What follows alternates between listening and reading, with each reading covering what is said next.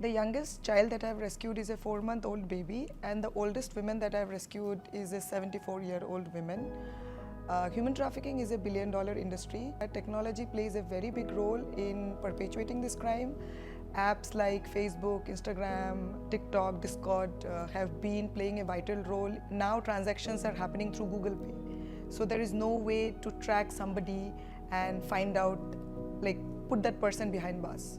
So there was this girl who was 16 years old who went missing. We were searching for her for a year, and we conducted 10 raids to find her. Finally, we could find her, and on finding her, I was not able to identify her because she looked like a 25-year-old woman.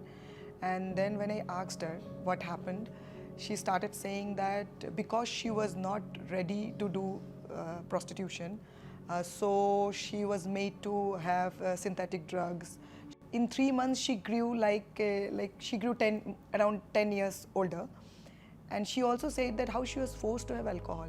And when I asked her why was she made to do all of that, she said that was because they thought that if I am addicted to all this, then maybe I can sleep with 10 to 12 men. They used to torture her so much that, she gives in. So there is something known as, breaking in. So that's what they used to do with. So the organization, Impact and Dialogue Foundation, was started during peak COVID. And the reason was that I had gone for a rescue operation. And there were informations which I received about children being corona positive. And then suddenly they were declared dead. On further intervention, I found out that most of the children, their organs were taken out and sold off.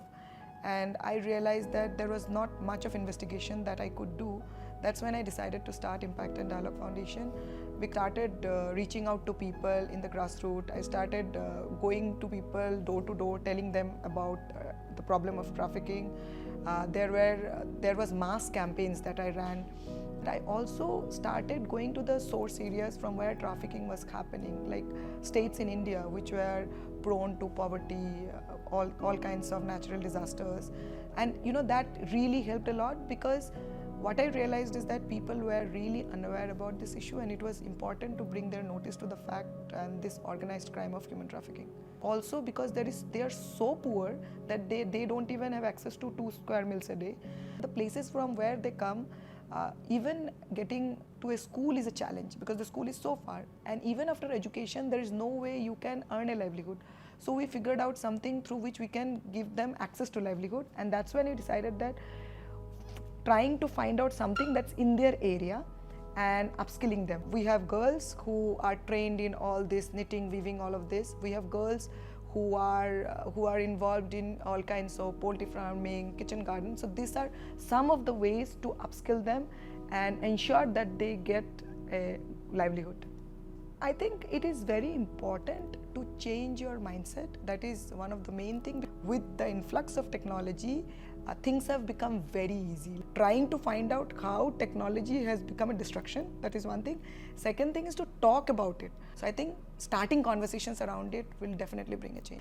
I am not telling you to be an activist. I am not telling you to be a social worker. I am just telling you, be a little bit alert, be a little bit cautious. Now human trafficking has gone to all sections of the society. It's not like only it will happen to people who are poor.